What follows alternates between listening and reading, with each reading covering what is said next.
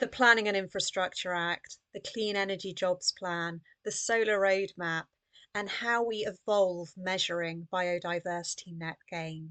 These are all part of how the government is creating a motion towards just climate transition across the regions, with a particular emphasis on supporting regeneration in the north of England.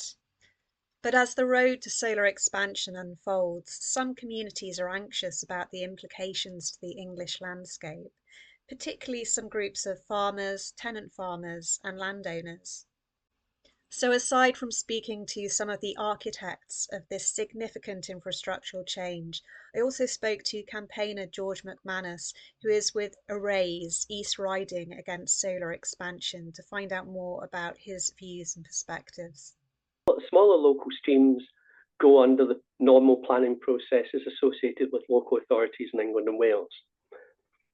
The larger streams, the giant streams, that is, those streams that are likely to generate more than 100 megawatts of electricity, have to go through the Central Planning Inspectorate, which means Whitehall down in Westminster has the planning authority when it comes to giving these streams the go-ahead or rejecting. So the local planning authorities are totally bypassed in this, which means that not only are the local councils just regarded as consultees, but the local people are virtually excluded from the process itself. So whereas, for example, if you had an application going into your local council to build 100 houses or to put a bypass in around the housing estate, it would go through the local planning process, and little notices would go up on lampposts, and notices would go in the local newspapers, and people living in the affected areas would be contacted by the council. People would then be able to contact the local councillors and raise objections or otherwise, and it would go through the local planning process. That doesn't happen with the giant streams, and people are really, really feeling excluded from the planning process.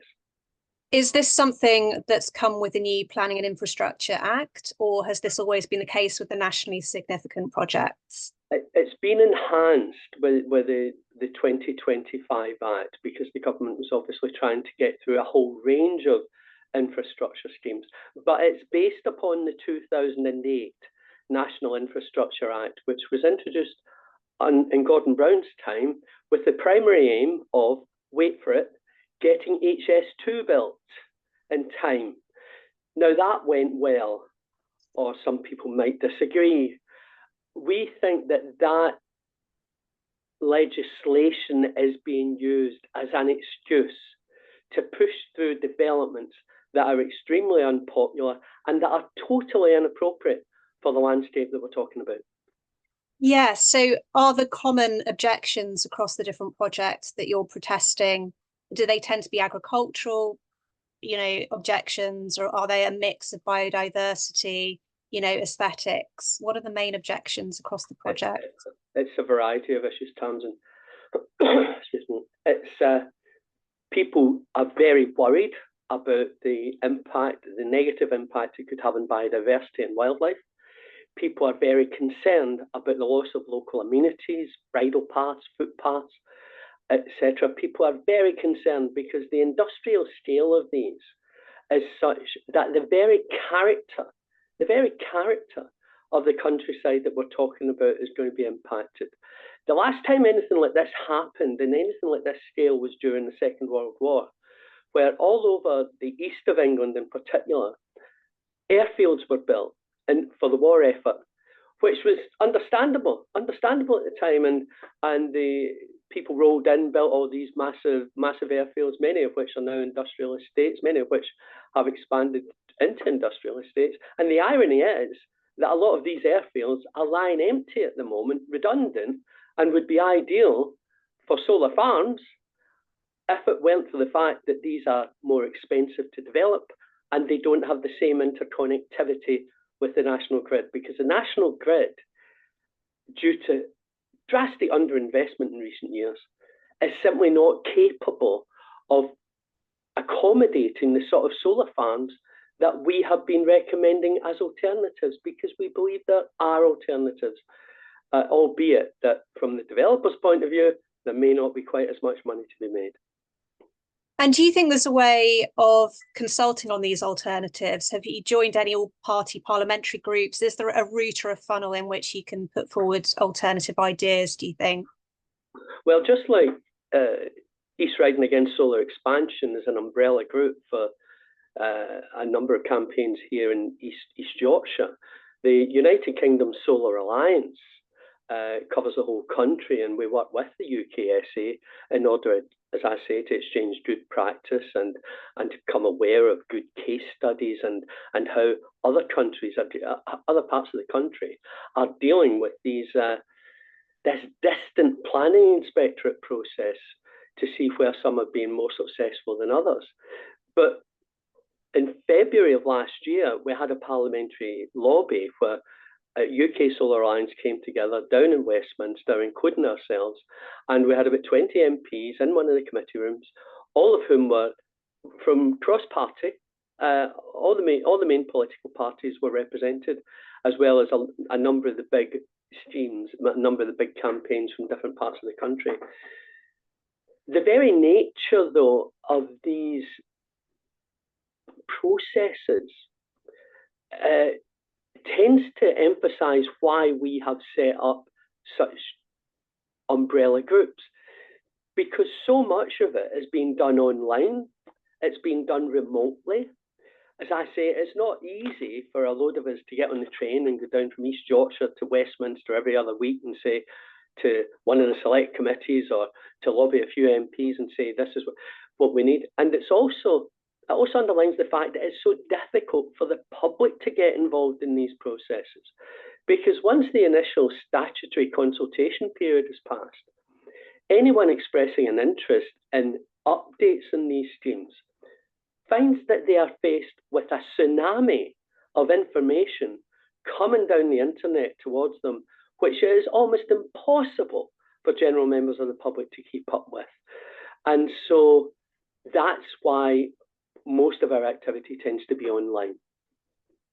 Do you think there's an issue with rural access to internet and technological barriers there as well, especially for certain age groups who might oppose the developments? It's undoubtedly the case. I mean, we are in touch with the local parish council. Local parish councils have got an important part to play in this, because very often they're the parish councils that are most in touch with the local communities. And I've spoken to people who are almost in tears because they have people living in their area who are very, very often off grid. Virtually, we are talking about some of the remotest parts of the English countryside here, where if people can get broadband, which isn't always guaranteed, it tends to be of a poor quality if they are so minded in the first place to do so. And these just don't seem to be getting factored in on any level, which is why the input from those local parish and community councils has been so valuable. An awful lot of people are internet savvy, but a significant number aren't. So they are virtually totally excluded from the process. But as I say, even for those who are internet up to date, there is such a flood of information coming down the line, sometimes when it gets onto the later stages, on a daily basis, for people to try and find their ways through what is relevant and what is not relevant, it would be easier for them to go through Hampton Court Maze with a blindfold on. I'm sure. And are we talking about one major platform that the flood of information is coming from? Are we talking about local council, planning departments? What's the main website that you would go to? The main website is the Gov.uk website. Okay, so centralised information. Yeah, and on the Gov.uk the Gov.uk website, you can access information about every single application anywhere in the country. And again, that's the remote nature of this, because you mentioned planning departments don't really get involved, although the local planning department is regarded as a statutory consultee, so they will do an environmental impact assessment, which will probably run to hundreds, if not thousands of pages, where they will look at every aspect and will probably, if not likely, be filed away with everything else. Because it seems that most of the streams, I think, up until last week, the Secretary of State had given the go-ahead for 29 giant schemes of this sort. To the best of my knowledge, none of them have been refused. One or two have been withdrawn. But at this point in time, the process, as far as consultation is concerned, very much to those of us looking from the outside into it, just seems to be a tick box exercise. And so long as the developers are doing everything according to the law, as is demanded by the planning inspectorate, the planning inspectorate invariably recommends that the Secretary of State accepts and signs off these proposals. So it's not even a David and Goliath battle that we're involved with. It's as though David is up against an army of Goliaths, and the people who are pushing, the people who have got the biggest vested interest in these projects are spending millions and millions of pounds to make sure that they get through the tick box exercise. And the PR, the public relations that are involved in this, albeit very slick and very friendly and very nice when you meet them face to face, that just camouflages the fact that it's nothing more than a cosmetic exercise, I'm afraid. At least that's the feeling that we are getting, and that's the feedback that we're getting from other people. We went to one of our local agricultural shows last year, and on that day we spoke to 400 people about these projects. 10% were in favour, 10% were against. 80% never knew anything about them at all. And that's the disconnect, and that's a disconnect that seems to benefit the developers. And in terms of biodiversity, obviously farming land is a really hot topic, and I'm sure there's a variety of developments on both brown field land and greenbelt land in East Riding. What would biodiversity best practice look like to erase? Best practice for us would be to find ways of improving our local farming techniques, because we think there are ways in which local farming can be done, agriculture, and the land can be better used to improve biodiversity. But we also believe that apart from the fact that we should be prioritising brownfield sites, we should be looking at alternatives such as tidal power. Believe it or not, the tide comes in twice a day on the coast of I live East by Yorkshire. the seaside, so I know. And yeah. you know what I'm talking about. And it is a totally reliable source of energy. And I know, for example, where we are, that the City of Hull University is doing a lot of research into this because it makes sense. I have specifically asked some of the developers who claim that these schemes improve biodiversity to show me the evidence. And so far, I'm still waiting for the evidence. From what we see, this will damage biodiversity on almost every level.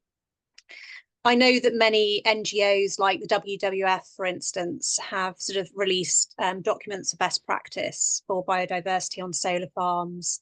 Do you think then that perhaps, and this may be a bit leading, that the developments are not taking on board all of the advice of the charities that are lobbying for biodiversity? I think that's quite clear, because Campaign for Protection of Rural England has also come out very, very sceptically with regard to these solar farms. They really don't think that these giant solar farms are going to improve biodiversity. And again, they are asking the developers to give evidence for the claims that they are making, because it doesn't seem to stack up, albeit that when the only evidence that they ever seem to be able to provide is evidence from countries overseas which have completely different farming practices to those that we have. So I think the developers will do whatever is necessary to listen to local charities and national charities to this effect. And they will come up with very clever answers which they think satisfy the basic requirements of the planning inspectorate. That's what their aim is. And when it comes to the use of agricultural land, we don't really have a set standard regulatory body which can tell us which is the best and most versatile land. The government guidance is quite clear that best and most versatile land should be avoided if at all possible. But what we are finding is that one person describes best and most versatile one way and somebody else does it some other way. Natural England has got a classification method, but even that disagrees with the classification method of our local council here in the East Riding. What we're finding is that simply because of the nature of the landscape, it is much easier to build on some of the best and most versatile land because of its very nature, because it's unlikely to face flooding problems, it's likely to be flat, it's likely to be easy to access, and we think that that is an issue which really hasn't been taken into account, because at the moment we already import 40% of our food into this country, and that is just going to increase. The government has continuously said that we need to push for net zero in order to improve our energy security in this country, and many of us would agree with them on that. But we don't think we should sacrifice food security for the sake of energy security. We really think that is a fool's errand. I can see how that feeds into the agricultural argument for sure. And I'm just wondering about the makeup of arrays. Obviously, the farmers are a part of the membership, I would imagine. How would you describe other sort of members and groups, demographics who are part of it? Well, I think first of all you have to very clearly define the difference between farmers and landowners. We've been speaking and we've got support from a number of tenant farmers who are going to be made redundant because the farming landowners who actually are signing up to contracts with the developers are making a small fortune out of this. Some people would sympathise and say, well, there's very little money in farming anyway, but you tell that to the tenant farmers who have got a few hundred acres and who are going to be made insolvent because they're going to lose half of that to a solar farm, which is making money for the landowner. It's awful, but we've got small businesses, small agricultural businesses, such as plant nurseries, whose business is not only likely to be impacted, but the people and the families who live in these businesses are going to have their quality of life totally destroyed, possibly the value of their business going down the plug hole as well, because if those businesses go, and an awful lot of those businesses are dependent on the local farming economy for them to continue, seed suppliers, plant suppliers, husbandry people, then they're going to be losing their jobs. So there is a real concern amongst a variety of groups, which is why they and some people that you might be surprised at have been coming to support our campaign and give us tacit support, because very often, I'm afraid, especially in agricultural areas like this, Tamsin, people don't like to raise their head above the parapet. It can be risky. If you're dealing with people who are multimillionaires, who stand to make multi-millions of pounds out of this, and I'm talking about individuals that might make £1 million over the next 50 years per year for doing nothing but renting out the land. Now, at the moment, a lot of those landowners rent out the land for 150, maybe £200 a year to tenant farmers. So from an economic point of view, it's a no-brainer to them purely as landowners. But we've also got landowners who are coming to us and saying, we think we've got a responsibility to protect the countryside and the heritage that goes with it for the sake of future generations. Because it's not just people like us it's not just people of my age group, it's people of your age group, Tamsin, that are really going to see the impact of this, and people younger than you, because a lot of these contracts are being signed up for the next 50 and 60 years. Yes, so that's a very important point, isn't it? Long-term impact, yeah. And of course, the government's promising new jobs with clean energy, and I think sort of 20,000 new ones were stated to, potentially be created in West Riding, Yorkshire, and the Humber. What do you think of this idea that old agricultural, horticultural jobs can be replaced with new energy jobs? I think the new energy jobs that are coming down the pipeline are going to be very welcome, but they're much more likely to be in the towns and cities rather than in the agricultural areas, rather than the country areas themselves. But the people who live in the countryside now is much more diverse from what it was 50 or 60 years ago, as it will be 50 or 60 years from now. So an awful lot of the people that live in the countryside where I am commute into town on a regular basis. And as I say, organisations like University of Hull, I've no doubt can benefit. We've already got thousands of jobs in the city of Hull building wind turbines, which are servicing the North Sea. So we think that those jobs are to be welcomed, but the transition of those into those jobs is going to be very difficult. It's very difficult to train people who have been used to either livestock farming or very much arable farming in this area to work as instrument technicians or to work in the electronics industry. So I think the distribution is going to be interesting, but I don't think it's going to be anything like as significant as the thousands and thousands of jobs that are going to be created in places like China. The government is talking about, and it's private investment, it's not taxpayer investment. That's going overseas. That's really interesting in terms of the manufacturing aspect, because obviously jobs potentially created, but where do the raw materials come from? Yeah. And just to kind of round up, and it's been really comprehensive, thank you. What sort of activities are you getting up to in the near future? I'm wondering, you've mentioned a lot that your work is online and that you receive a lot of information online. Do you ever go out and form little pickets? Do you go to town halls regularly? What do you do? Yes, I mean, this is an evolving situation, to be perfectly honest, because when we set a raise up 18 months ago, as I say, very, very few people seem to be aware of what was coming down the track. So we have been out on an awareness raising exercise ever since then. And since the agricultural show I was telling you about, to try and raise awareness by putting out press releases to all the media and trying to organise public demonstrations. Interestingly, as more and more of these farms are being proposals are being rolled out, more people are getting on board, and so the number of people, our catchment of skills is becoming really quite considerable, and we're getting people from all walks of life getting involved. But one of the most interesting things that we have planned for the next couple of weeks, and this is in response to the award of what we call development consent orders. This is what the Secretary of State signs to give the go-ahead to the developer to say, yes, go ahead, carry on. Development consent order was issued a couple of weeks ago for one of our projects. And so we've been taking legal advice, for example, as to what our legal options might be. Legal advice costs a fortune. Legal options cost massive amounts of money. And as I say, we're in this David and Goliath situation. So one of the very few options we think might be available to us would be for our local authority, the local unitary authority, to launch a legal challenge on behalf of all the people of the East Riding.